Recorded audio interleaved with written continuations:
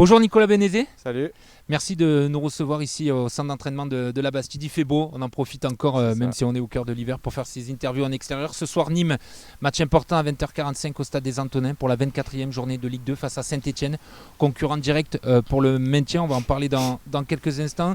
Nicolas, tu es revenu au Nîmes Olympique déjà la saison dernière où tu t'entraînais, tu n'étais pas sous contrat, tu as signé en début de saison. Tu as été embêté par cette blessure à la cheville. Est-ce que tu pensais que ce retour à Nîmes allait être aussi compliqué? Je t'avoue que je ne l'avais pas envisagé comme ça, au contraire. Je l'avais envisagé tout beau, tout rose. Malheureusement, c'est les aléas d'une saison. Et je suis passé du joueur phare, recrue, capitaine, etc. à jouer, à ne pas jouer, à regarder mes coéquipiers de la maison pendant 4 mois. Donc ça a été long. Maintenant, j'espère que c'est derrière moi. En tout cas, je fais en sorte de plus y retourner derrière l'écran et d'être sur le terrain le plus possible. Pendant cette période, c'est vrai qu'on s'en souvient, chaque fois qu'on demandait tes nouvelles au staff, tu avais toujours ces douleurs à la cheville, on n'arrivait pas à trouver ce que c'était. Est-ce qu'à un moment donné, quand c'était dur, tu as pensé à tout arrêter? Ah oui, bien sûr, j'ai pensé à plein de choses et notamment à arrêter parce que je voyais pas pourquoi... D'issue? Ouais. Ouais, non, mais d'issue déjà, et je voyais pas pourquoi personne pouvait me trouver une solution. Parce que entre ce que voyait l'IRM et ce que je ressentais, il y avait un contraste énorme. Donc ça a été très compliqué, très très compliqué, jusqu'à que je prenne la décision de faire une infiltration qui m'a redonné le sourire. Oui, c'est vrai que les infiltrations, on hésite parce que ça peut avoir des conséquences quand plus tard, c'est ça, Ouais, après non, la ça carrière? dépend. Parce que J'en ai Ouais. parlé beaucoup avec les docteurs. Ils m'ont dit que là où on le faisait, non. D'accord. C'était pas spécialement dangereux ou ça craignait pas pour la suite. Donc j'ai pas hésité à en faire une première. Et j'en ai fait une deuxième par la suite. Est-ce que tu as encore mal? Est-ce que Malheureusement, malheureusement oui, j'ai encore mal. Donc je vais peut-être en refaire une dans pas longtemps. J'essaye au max de serrer les dents jusqu'à atteindre au moins 2 mois après l'infiltration d'avant. Donc si je peux la faire pendant la trêve, ça serait bien. Et oui, tu as aussi le genou qui t'embête un petit peu. Alors, tu n'es pas non plus. Tu as 32 ans. Ouais. Donc, encore quelques années. Mais c'est vrai que les soucis physiques arrivent et te gênent. Ouais, le genou, c'est plus d'une gêne qu'une douleur. J'aurais aimé avoir la même chose à la cheville. Malheureusement, la cheville, c'est plus douloureux que le genou. Mais le genou, ouais, c'est le fait d'avoir repris, d'avoir beaucoup forcé dessus. Étant donné que j'ai fait 2 matchs d'affilée titulaires. Après une période où j'avais rien fait pendant des mois, donc c'est moins grave que la cheville, il faut juste un peu plus de temps, chose que malheureusement pendant la saison on n'a pas beaucoup. Donc j'essaye de jongler entre... Donc c'est la semaine d'entraînement, vraiment de l'adaptation avec le coach, te préserver. C'est ça, c'est vraiment une semaine de vieux, parce que j'optimise toutes mes chances pour le week-end, quoi. En tout cas, ça paye, puisque depuis que tu es revenu sur le terrain titulaire, Nîmes gagne, enfin en tout cas ne perd pas, 2 victoires et ce match nul à Rodez. On va dire que c'est toi un peu la principale recrue de ce mercato hivernal. Alors, je ne suis pas le seul impliqué, mais c'est sûr que si tu parles comme ça, j'y suis impliqué directement ou indirectement d'ailleurs, et j'en suis content. C'est pour ça si la série peut continuer en étant sur le terrain et en gagnant des matchs ou en ne les perdant pas, c'est avec grand plaisir. Hein. Ouais, parce que j'imagine, tu parlais un peu du statut du début de saison, de quand tu es arrivé, il y a un côté un peu revanchard. Voilà, tu t'étais mis aussi un peu de pression, tu savais qu'il y avait des attentes autour de ton arrivée, de prendre un peu mais c'était une bonne pression, hein. Mais c'était une bonne pression, ça me dérangeait pas. Je revenais à la maison, je connaissais les lieux, donc c'était une bonne pression. Malheureusement, ça s'est pas passé comme je l'aurais espéré. Et donc voilà, il y a cette envie maintenant de montrer... que c'était pas bien que sûr, des paroles bien et des sûr. actes sur le... Parce que le talent, il est toujours. Après, voilà, c'est le corps qui me fait défaut sur une entorse bête et qui a pris des ampleurs, quoi. Et ouais, on le voit aussi avec Benoît Poulain, qui est revenu, qui est un peu plus âgé, Un peu plus âgé. qui est un peu plus âgé, mais qui a des soucis un petit peu physiques pour l'instant. Et c'est vrai que ça s'est vu un peu ces manques d'anciens parfois et de caractère. C'est vrai que le maintien sera serré jusqu'au bout. Hein. Là, on voit qu'il y a 5 équipes en 3 points. Là aussi, en début de saison, peut-être tu t'étais conditionné à avoir peut-être d'autres ambitions avec Nîmes. C'est sûr, parce qu'à la base, le coach Usaï me recrute pour jouer dans un système avec les joueurs. Donc, il avait fait son équipe.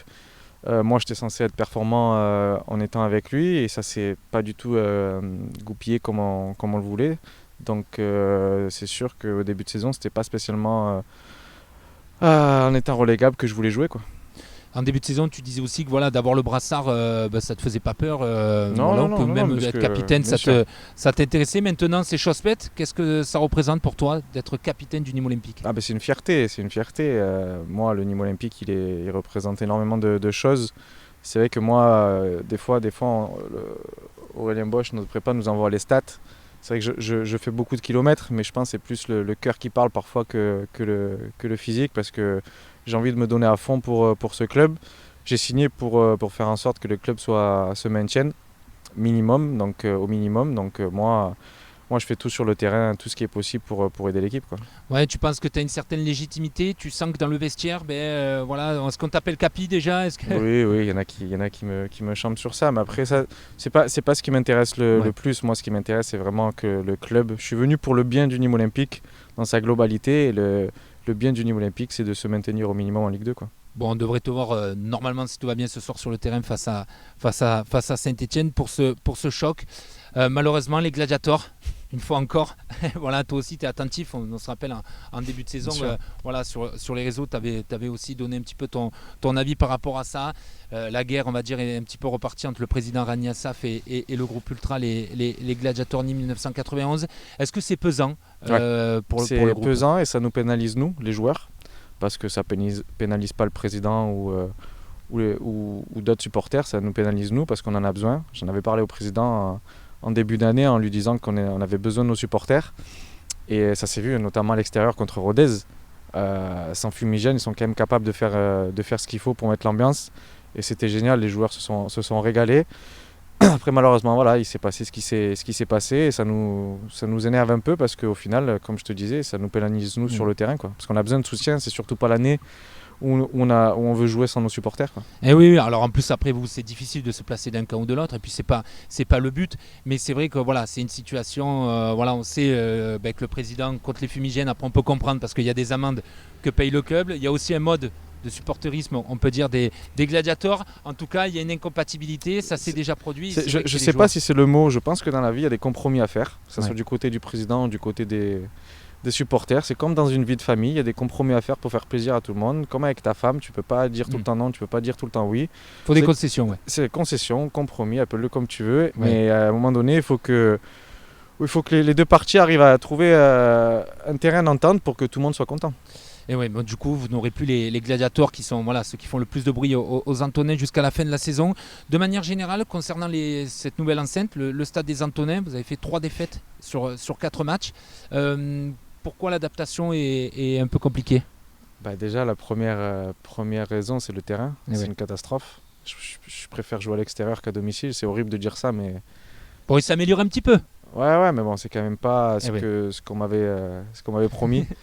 Donc je pense que tout le monde est déçu, hein, le président bien sûr, lui-même, hein, parce qu'il ne s'attendait pas à avoir une pelouse comme ça. D'ailleurs, il a fait des démarches pour que l'entreprise reprenne un peu, même cet été il risque d'être refait. Voilà. Ça serait bien, il y a une prise de conscience. Si on se maintient, franchement, il faut le refaire, parce que en plus moi j'aime jouer au ballon, c'est trop compliqué.